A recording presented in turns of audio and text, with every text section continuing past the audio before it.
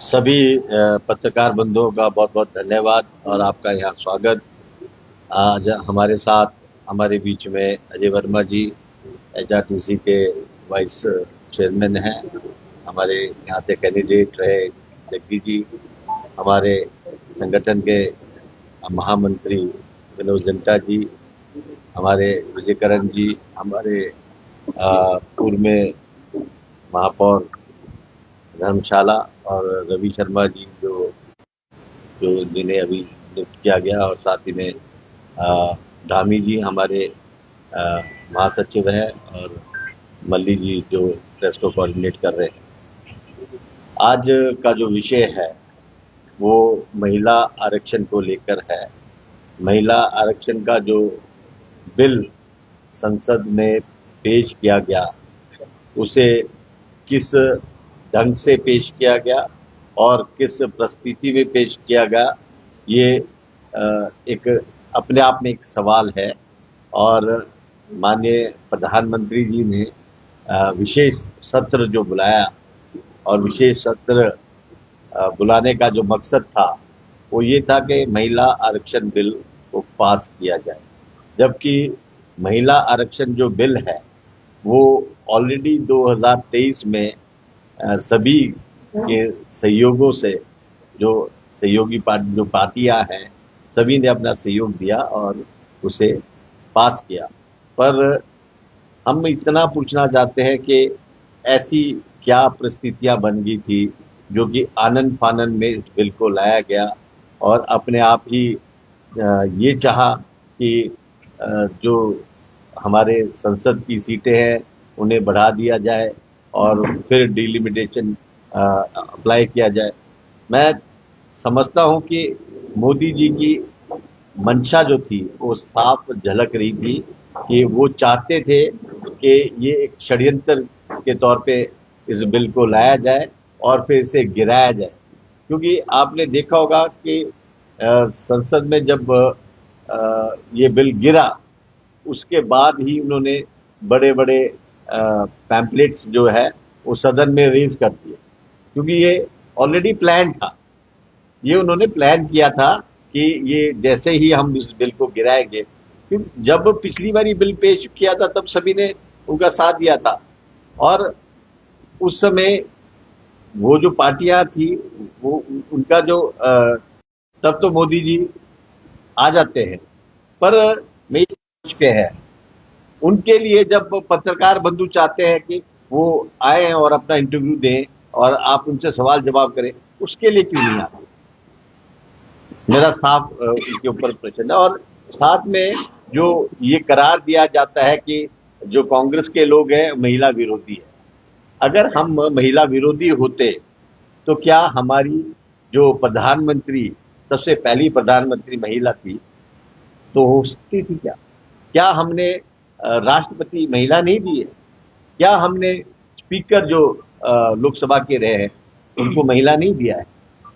क्या हमने और संस्थानों में महिलाओं को प्रोत्साहन नहीं दिया है क्या? तो हमने पहली मुख्यमंत्री भी महिला दी। हमने जब से कांग्रेस पार्टी अस्तित्व में आई है, हमने महिलाओं को सबसे ज्यादा तरजीह दी है, सबसे ज्यादा सपोर्ट। और मैं तो साफ पूछना चाहता हूं मोदी की ट्रेनिंग चल रही है, क्या कुछ खास इस वर्ग में होने वाला है प्रशिक्षण? देखिए, हमारा जो ये ट्रेनिंग प्रोग्राम है एआईसीसी ने ऑर्गेनाइज किया, जिसमें तीन तीन स्टेटें आती है। तीन तीन स्टेटों के प्रेसिडेंट, जो डिस्ट्रिक्ट प्रेसिडेंट है, वो इसमें भाग लेते हैं।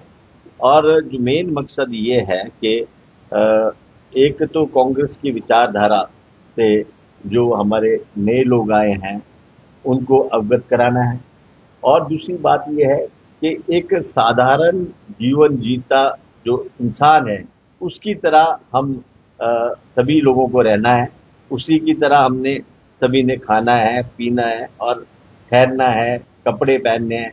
तो उस चीज को हम अडॉप्ट करें। और साथ में जैसे हम हिमाचल में इसको कर रहे हैं, तो हिमाचल की हिस्ट्री कब से शुरू हुई और कौन कौन इस हिस्ट्री में आया, किस किस ने दस्तक दिए और किस किस के दौरान क्या क्या कार्य हिमाचल प्रदेश में हुए हैं, इस पे प्रकाश डालते हैं। तो खड़गे जी और राहुल गांधी की आ रही है। राहुल गांधी 30 तारीख को आए। सर विपक्ष की बात करें, विपक्ष लगातार जो गारंटियां कांग्रेस ने दी थी उसको लेके जवाब दे रहा है, कह रहा है कि 1500 देने की बात की थी वो नहीं हो पाया, रोजगार देने की बात की थी वो नहीं होगा। किस स्तर पे जो है कांग्रेस से बातें कर रही है अभी? मैं आपको बता देना चाहता हूं कि हमारी सरकार ने 6 गारंटियों पे ऑलरेडी काम किया है और चल रहा है, और बाकी की 4 गारंटियां भी हम पूरी करेंगे अपने कार्यकाल में ही।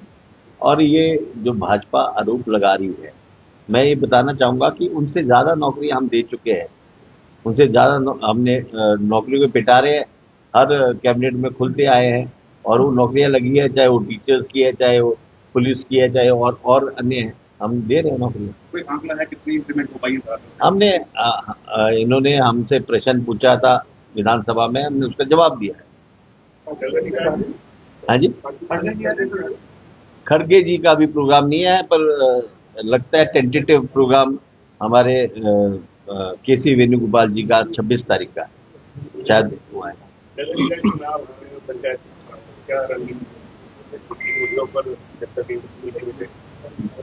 देखिए, आपके जो नगर निगम के चुनाव हैं उनका लोकल में अपने मुद्दे होते हैं। लोकल जैसे सोलन का अलग मुद्दा होगा, मंडी का अलग होगा, धर्मशाला का अलग होगा। तो वो अपने जो एरिया के मुद्दों को लेके हम चुनाव में जाएंगे, और आज ही हम जो चुनाव के हमारे प्रभारी हैं उनकी लिस्ट भी जारी कर रहे हैं।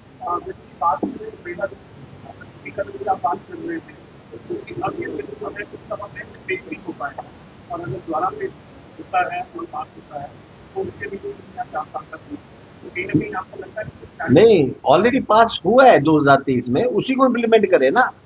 हमने कब मना किया? पास किया है, ध्वनि मत से पास हुआ है, सभी ने किया, हम भी साथ है, करो ना उसको। हमने कब मना किया? हमने मना किया ही नहीं।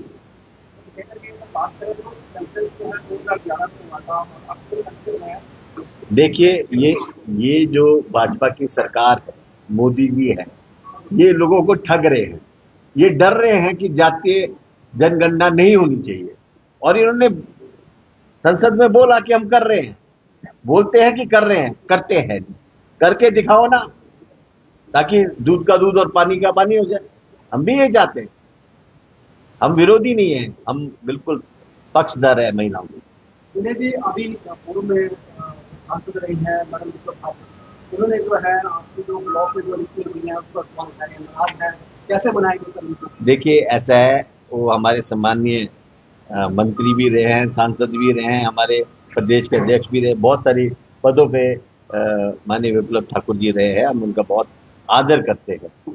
मैं उन्हें स्पष्ट बता देना चाहता हूं कि किसी भी महिला ने ब्लॉक कांग्रेस कमेटी के अध्यक्ष के लिए अप्लाई नहीं किया था, इसलिए जब अप्लाई कोई नहीं करेगा तो बनेगा क्या? अगर नहीं, क्यों नहीं मांगे? हमने सभी डिस्ट्रिक्ट प्रेसिडेंट्स को आदेश दिए थे कि जो चाहता है उनके नाम भेजो, और भेजे हमें डिस्ट्रिक्ट से। हमारे को 3-3, 4-4 नाम हर कॉन्स्टिट्यूंसी से आए, उसके बाद हमने सिलेक्ट किया।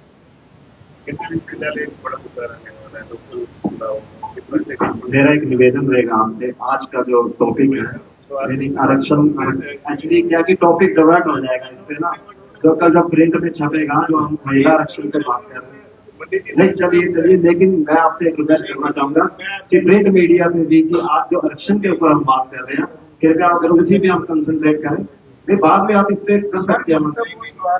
कोई बात कोई नहीं, क्या केंद्रीय विश्वविद्यालय के